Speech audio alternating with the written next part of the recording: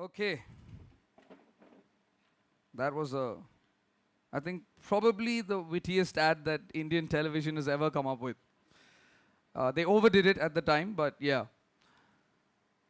As humorous as that video is, and as much as it's just an advertisement, I believe that that man's experience in the video is symptomatic of the world's experience and our experience in the world that we live in.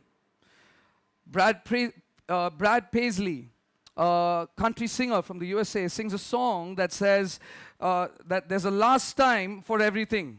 And the song talks about how life is basically going to end. And there's a last time that you've done everything. Everything that you did, there's a last time to it.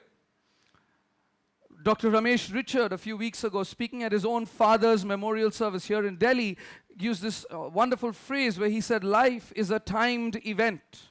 It's a timed event. And that's true. Life has an expiration date. You expire this life here on earth.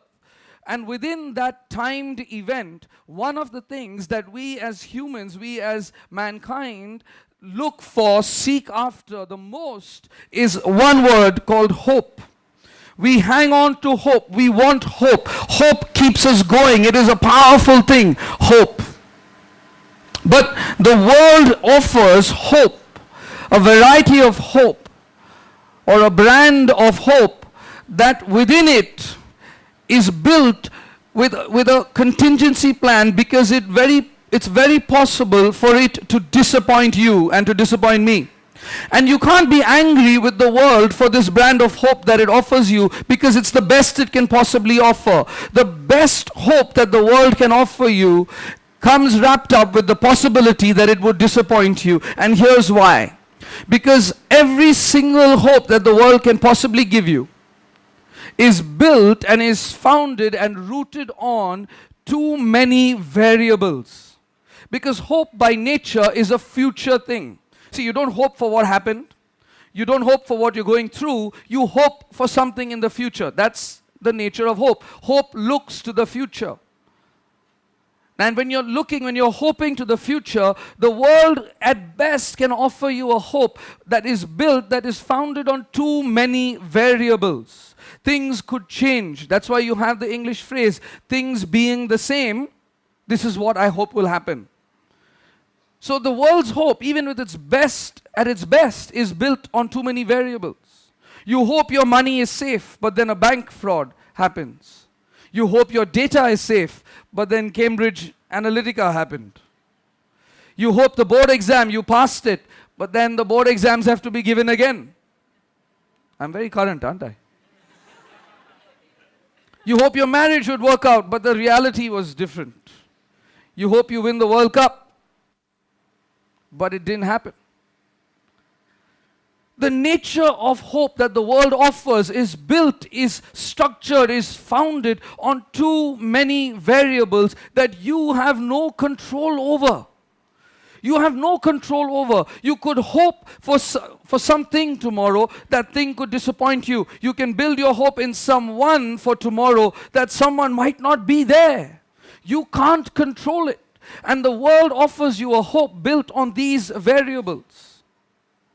And that's where the hope that the Bible offers is very different. In fact, it's not just different, it's richer, it's stronger, and you're going to see that it is better.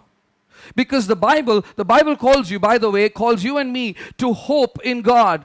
Very often, God keeps on calling His people to hope, to put their hope in Him. But where the Bible differs in its use of the word hope is this.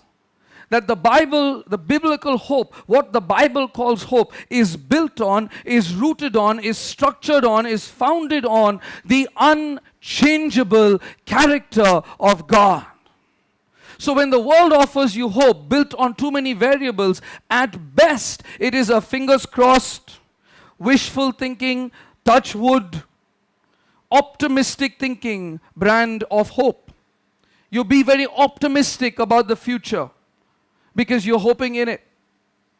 But the Bible's is different because it is built and founded on the unchangeable character of God. There's no variable in the foundation of the hope that the Bible calls you to hope in.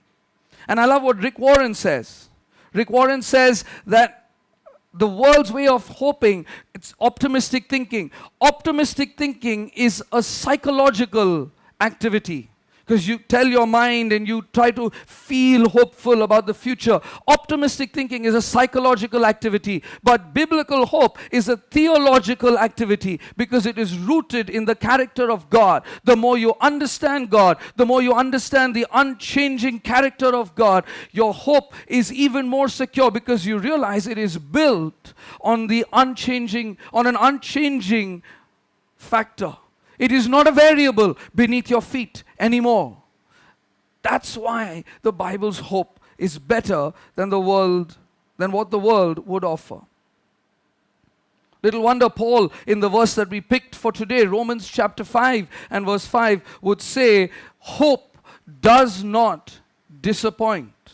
Hope does not disappoint. This biblical hope does not disappoint. But I want to give you two big reasons why that hope doesn't disappoint.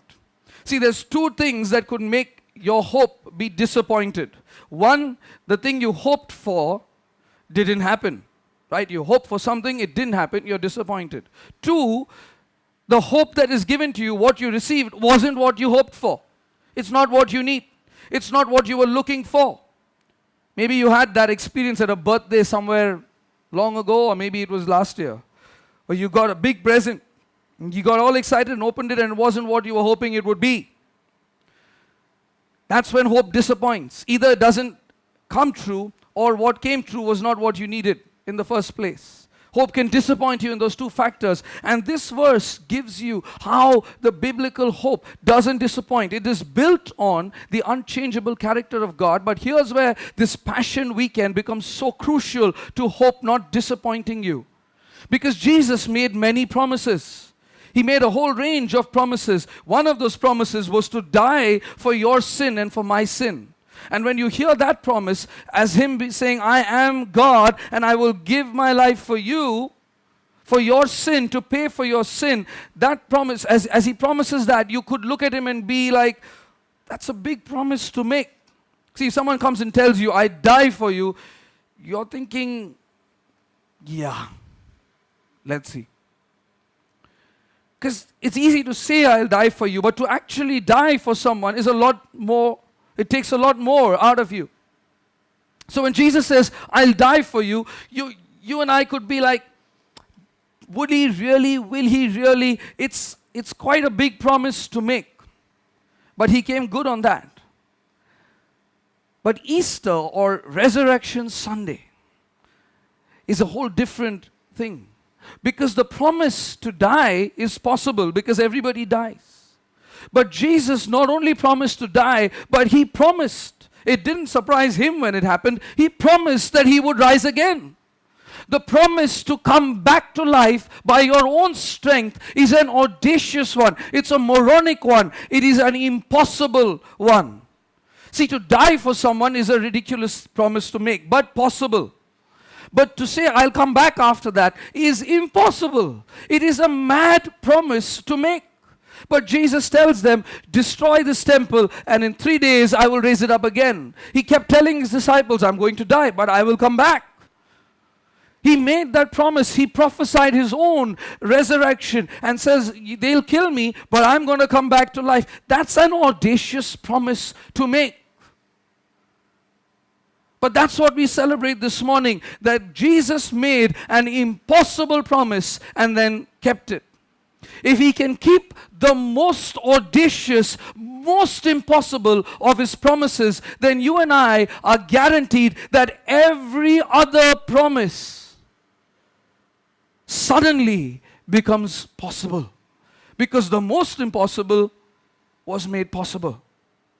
And that's the beauty of what we celebrate today. Because we celebrate a living Savior.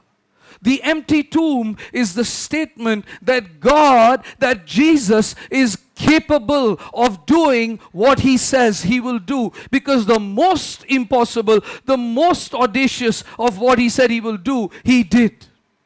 And the empty tomb says, God is capable. God can.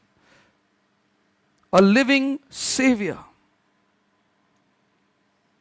But the second way hope can disappoint you is if what you get in that little package is not what you want, right? Daddy said he'll get you a present. You were worried that he won't come good on the promise. But he came good on it, and the present arrived. And you're like, okay, one disappointment, not that happened. Second one, you open it to see whether he got you what you need, whether he knows what you need, whether he actually understands you and gives you what you were hoping for. And that's why the second part of this verse becomes so wonderful. Hope does not disappoint. Why? Because God's love has been poured into our hearts. My dear friend, my dear brother, my dear sister, my family over here, you have a living Savior. God is capable. You have a loving Savior. God knows your deepest need. Because when all the laughter has died down, when all the noise has gone quiet, when all the people have gone home, when all your family has gone to sleep, and you are lying alone in your room looking at the ceiling, awake still, the deepest need of your heart is for someone to love you. You all have been there. I've been there. Where we want someone to love us, where we ask of the people that love us in our mind. We don't ask them aloud, but we ask of those around us that love us, even in a very loving environment. We ask the question, if they really knew what I think about them, about life, about anything else. If they really knew what goes on in my life when the doors are closed. If they really knew the thoughts of my mind and my heart, would they still love me the way they do? I've grappled with it. I'm sure you've grappled with it. Because our deepest need is not just to be loved, but it is to be known completely and still loved fully. If only someone will understand me so that I don't have to hide, I can be me. And love is not held in the balance. Love is not the ransom in the middle over there, where if I don't meet their standard, love is withheld. If only somebody would know me and love me fully. And God says, I know your deepest need, and I have poured my love into your heart. God is capable of keeping His promises. The most impossible, He made possible. And this God who proves on Resurrection Sunday that the impossible is possible to Him, this God who through His actions just screams out into the universe, nothing is impossible for me. With all the power that He has, with everything at His disposal, with Him being answerable to no one, so He can do what He wants with Himself and with everything around Him. This sovereign, supreme God, under no obligation and with no one pressurizing Him, chose to meet your deepest need. Not just to meet it, but to promise you, to guarantee you that He would meet it. And here's the beauty of Passion Weekend. When God says, I love you and I want to be in that relationship with you, I want to pour my love into your heart, the thing that was the cap that was stopping the love from getting into your heart was sin. And 2 days ago, we celebrated Jesus' work on the cross through which God can forgive our sin. He paid the debt of your sin so that He blew off the cap from your heart, so that your heart was now open for Him to just pour His love in. But if God died and never came back, He doesn't get to pour His love anywhere. He's a dead God. But it's not impossible for God. And so Jesus dies. Jesus rises again and pours out the love of God the Father into your heart. So today you and I can worship a living, loving Savior. What a hope that God gives to us. See, when you try to get insurance, there are apps and there are websites that do this now. This is how they make their living. You get to choose. You want to choose the best one, the one that is worthy of your hope. Your money, your health, everything you're putting into insurance, you look for the best place to put your life on. But at best, the world gives you a hope built on variable circumstances, on shaky ground. And I urge you this morning to evaluate, to come and see the offer of God. To build your life not on shaky circumstances, to build your hope not on variable circumstances, but to step onto Jesus and the hope that He brings, to build everything about you on an unshakable character and an everlasting love of God the Father. Little wonder the author of Hebrews in Hebrews chapter 10 and verse 23 says, "Let us then hold unswervingly, cling to confidently, let us hold on to this hope that God has allowed us to profess, because He who promised is faithful." Now I know you're not supposed to add anything to the Bible, but I'm going to add 2 words. And it's not heresy, don't worry. I want to add 2 words to that little verse. He who called is faithful and capable. God can. God can. And He proves it on Resurrection Sunday by blowing the tomb open and walking out in glory and in victory. And that same glorious, victorious God who doesn't owe you anything, in all His glorious victory, sees your life, sees my life, sees our tiny little hearts and how they need love, and pours His incredible love into that small beacon that is you and that is me. A living, loving Savior. So where is your hope built? Where is your life resting? What are you hopeful for? And what is the guarantee for anything in your life? I urge you this morning, if you've never done it before, or if you want to come back and do that again, or if you just want to celebrate by the grace of God, your life is built on this hope. I want to urge you this morning to consider Jesus and His offer to build your life and to put your hope in a place where you will not be disappointed. Because God can, so the hope will come true. And when you open the package, you realize God knows you inside out and has met your deepest need. Would you bow in prayer?